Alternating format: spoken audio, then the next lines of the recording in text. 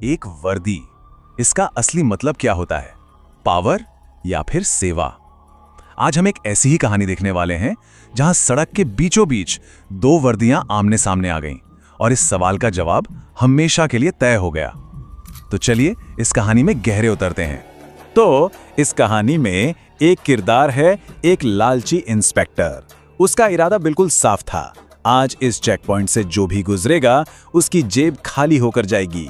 उसका ऑर्डर भी क्लियर था, कोई भी हो बचना नहीं चाहिए। तो आखिर इस इंस्पेक्टर का वसूली का तरीका क्या था?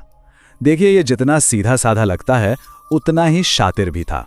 आइए देखते हैं कि ये पूरा खेल कैसे काम करता था। उसका प्लान पता है, बड़ा सिंपल था। सिर्फ 3 स्टेप्स में काम करता था। पहला, हर गाड़ी को रोको। दूसरा, अगर सारे कागजात सही भी हों तो भी कोई ना कोई गलती निकाल ही दो। और तीसरा, बस डरा धमकाकर मोटी रकम वसूल लो। मतलब एक पक्का फॉर्मूला बना रखा था। पर उस इंस्पेक्टर को यह बिल्कुल अंदाजा नहीं था कि उसका अगला शिकार कोई आम आदमी नहीं बल्कि इंडियन आर्मी के 2 अफसर होने वाले थे, एक कैप्टन और उनके सीनियर एक कर्नल। और बस यहीं से कहानी में एक जबरदस्त मोड़ आने वाला था।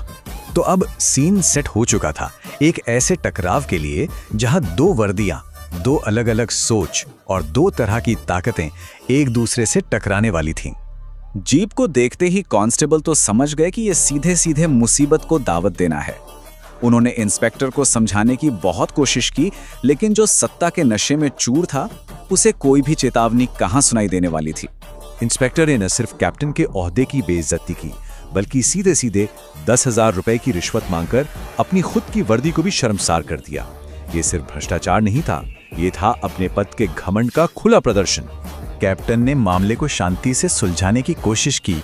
उन्होंने बताया भी कि जीप में कर्नल साहब मौजूद हैं, लेकिन इंस्पेक्टर पर तो जैसे कोई असर ही नहीं हो रहा था। उसका घमंड अब किसी की भी सुनने को तैयार नहीं था। और फिर इंस्पेक्टर ने वो बात कह दी जिसने सारी हदें पार कर दी। उसने एक कर्नल को सीधी चुनौती देते हुए कहा कि इस सड़क पर सिर्फ पुलिस का राज चलता है।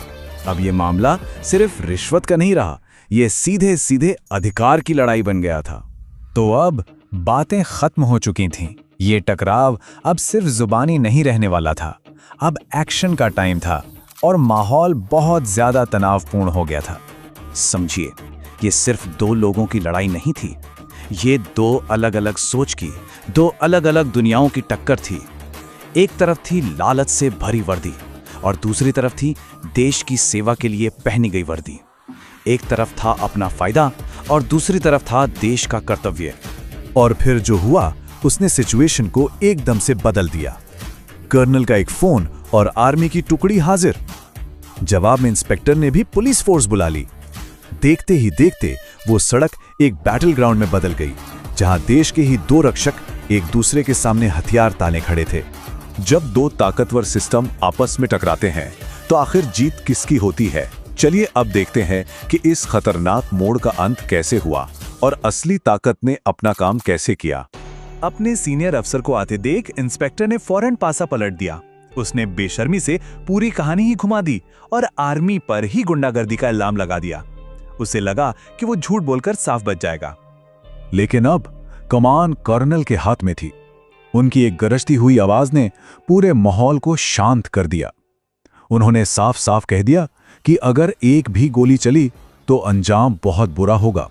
उस एक चेतावनी ने एक बहुत बड़ी अनहोनी को टाल दिया। और फिर कर्नल ने वो सवाल पूछा जिसने इंस्पेक्टर के सारे घमंड को एक ही झटके में चकनाचूर कर दिया। अब बताओ इंस्पेक्टर, ये किसका इलाका है और पावर किसके पास है?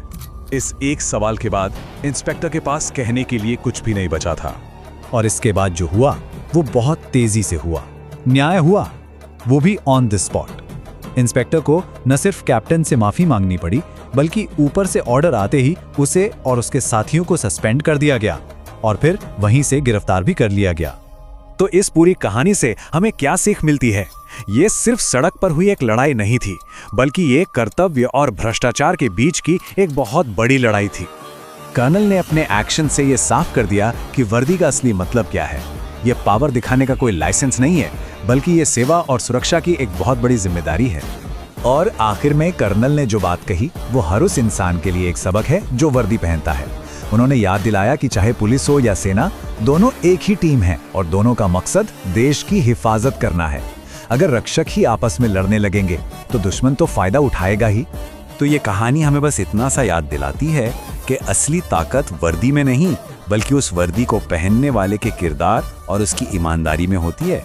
तो एक सवाल यहाँ पर उठता है, जब पावर के दो सिस्टम आपस में टकराते हैं तो आखिर में न्याय कैसे मिलता है? क्या वो किसी एक इंसान की ईमानदारी होती है जो जीत दिलाती है, या फिर सिस्टम के अंदर ही कोई ऐसी ताकत होती है? इस पर सोचिएगा जरूर।